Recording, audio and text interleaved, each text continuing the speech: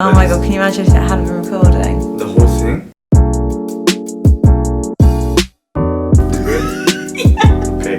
Hey guys, welcome to the first episode of my series, Have a Cookie with Kooky. I'm here with Nyla. We're about to do a freeze frame. Ready? 3, Yes. 2.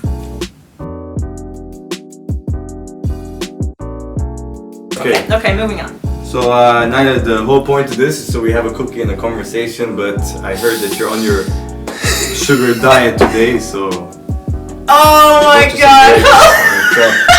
Thank you so much! Can I keep it with me here? Yeah, for sure, because we like to be sustainable on this show. And I hope you guys don't mind that I'm going to be chewing throughout the video. So Nyla, you are a very interesting person, and I wanted to kind of Thank you. let the world know who you are, and we work together as well, so I don't know, do you want to introduce yourself a bit and we can go through some questions? Sure, I'm glad I finished chewing. Well, as Haluk mentioned, my name is Nyla, and I call myself the Chief Adventurer, and I travel as much as I can. I call myself also the mother of the drone, because I'm obsessed with drones. Scary Zeri. That's his new name that he came up with today, which is crazy.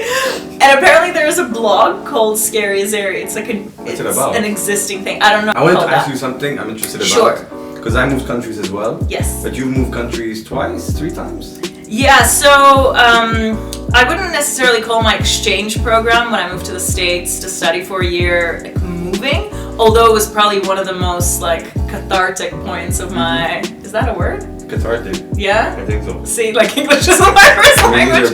It was a very breaking point of my life where I learned how to properly speak English, and have gone through some difficult adjustments in a tiny little town in Ohio. When was this? When I was 15. Okay, so before that you were living in Azerbaijan. Correct. So up until I was 15, I lived in Azerbaijan. Then I won this program. I was one of the 50 people in a year to go and experience this life in the US.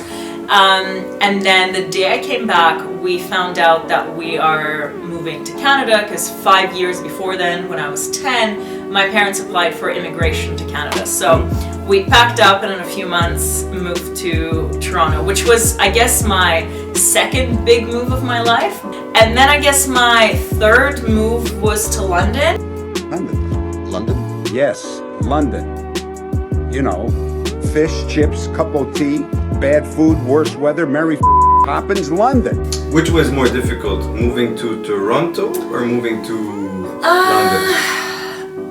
I have to say, they're very different. They're not really apples to apples. Moving to Canada, the difficult part was watching your parents going through the struggle of accustoming themselves to the new culture and way of life and learning the language. So just living through their experience was a bit difficult, but also I think Canada for me was much easier. Coming here when you don't live at your parents' house and all the bills need to be paid, and you just have to figure it out on your own in a country you've never lived before. Thankfully, that speaks your language, which is great. But yeah, it was very lonely at the beginning. It was probably the first time I moved somewhere and I felt so freakishly lonely. Because London is so big, it's so big. And sometimes it's just even despite the amount of people living here, it just can feel so freakishly lonely. I think it's lonelier than you think, when you see London For sure. in the city, you're it's rainbows and butterflies, but then it's, if you look at the reality of it, you have to build a circle of friends, otherwise the city will destroy you. Or in London, to commute from northwest to southeast is a good 45 minutes. But that's the thing, when I was moving to London, I made this pact with myself that I'm not gonna live far. And you get to walk to work, which is... And I get to walk to work. It's my favorite thing. Fleur behind the camera just rolled her eyes. It's because I know he's moving and he keeps banging on possible. But it's good. Yeah, I'm moving, but I'm still... Are you gonna be walking? No, I wish. Are we gonna be neighbors? You live here. Yeah, I live on the canal. And I need to figure out. I'm looking towards moving from St. John's Wood, which if you guys don't know, it's also super fancy. It is, but bougie. I live Bougie's the no, right but it's word. like a shoebox, you know? It's a Yeah, shoebox. yeah. But I lived in a shoebox, Yeah. and not that we live in like major apartment now. It's still a shoebox. But I mean, like the nice part of that area, honestly, is that there's a culture, and we have like the beetle crossing and stuff every day, which is cool to see. But for me, I think it's a bit out the way to get to. Speaking about the culture in the city, Yes.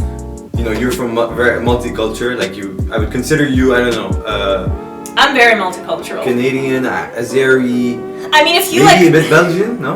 No, I'm definitely. I mean, living with my husband, I will eventually become Flemish.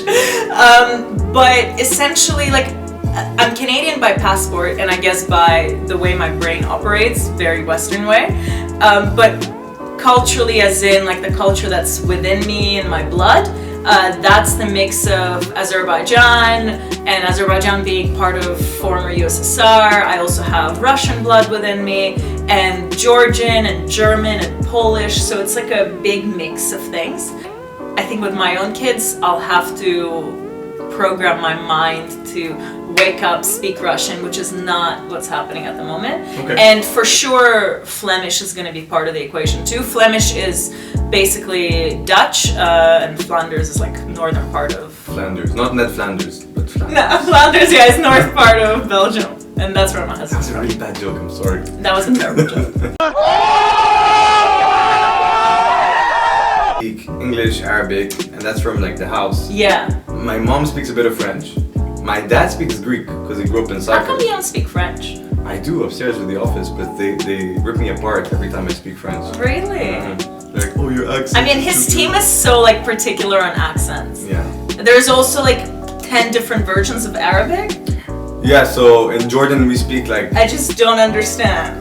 I don't know, like we speak more of the let's say the most not the refined, but Wouldn't it make sense to call it like, this is gonna sound horrible, like Jordanian Arabic?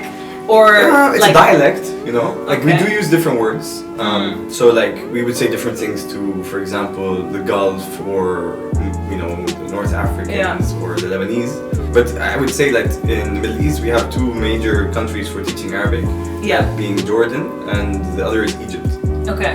But Egypt I think is more so for so most of the media and filmmaking was made in Egypt. But like, how do you feel on the inside? Like, do you feel more like what Jordanian? culture? Yeah, what culture is so more like, relevant? My dad's half Iraqi. My dad's Iraqi. My mom's I didn't know that. Yeah. He's from from.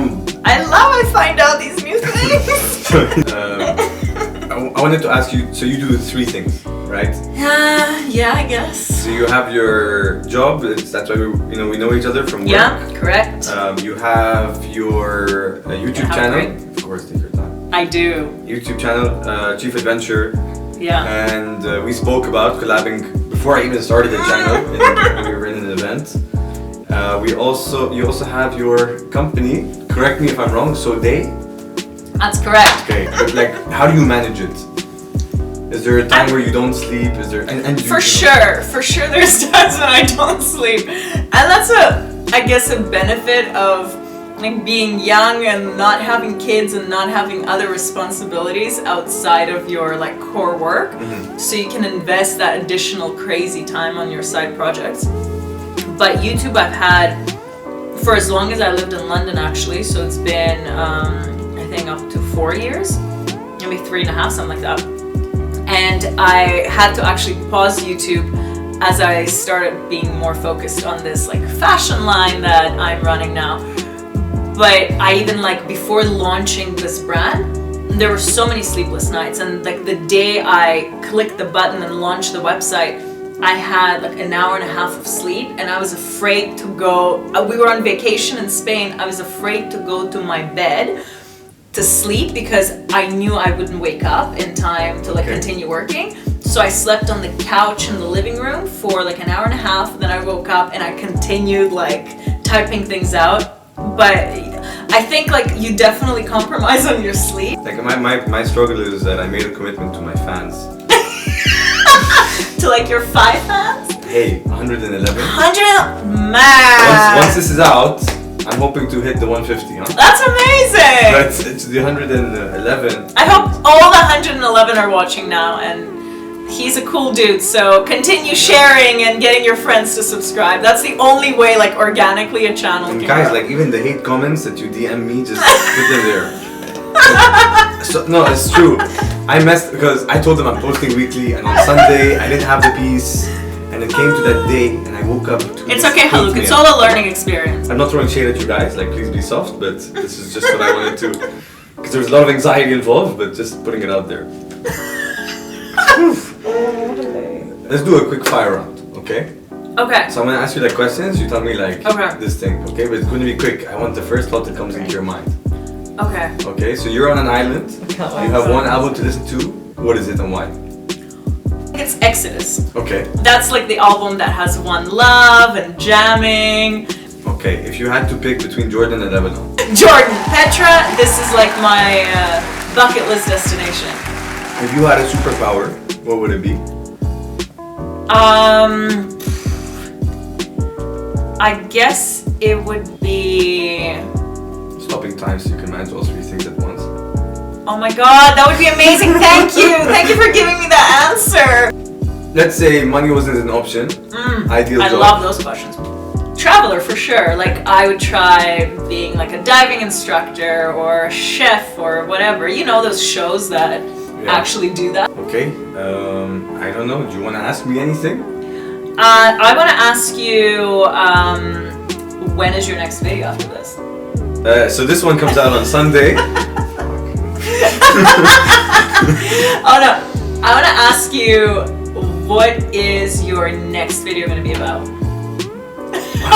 I have it, but I didn't want to tell you this, guys, but it's gonna be kind of is a it parody. confidential information? It's not confidential, but it's kind of a parody that I'm gonna go He's a with. toughie, huh? So it's the concept is like, Yeah. you know, you always get those YouTube videos when they hit 1,000 views or 1,000 subs or 1,000,000 subs or 500,000, 100,000, whatever. I'm gonna do a parody when what it's like to hit 100 and like. I think it's a genius idea. like I'd like to be behind part of it. So In yeah. fact, I think everyone in the office should be proud of it. I think so, but like you know, I'm kind of a big deal now in the office. You notice when I walk in, everyone stands, and when, you know the cars they stop when I cross the road. It's a thing. Sure. But yeah, I would like you also to plug yourself into this camera over here, and just stop on this one there. Oh. My name is Naila, and I'm the Chief Adventurer. You can find me on Instagram, the Chief Adventurer, and also on YouTube, Chief Adventurer. And also, if you want to check out my fashion line that I just started for summer dresses, it's called Everything So Day. You want to make an appearance? I'm shy. She's like the least shy person in the world. This is Fleur. I'm We really need to shy, guys. Thank Fleur because she organized this, and also on her birthday, which is like more than we could have asked for. So That's right. Thank you Way so much, more. Fleur, for Thank this. you, Fleur, Thank you, for being in our guys. lives, bringing the sunshine into our It lives. could be a very entertaining hour, so you know, peace out. okay, guys, see you next Sunday.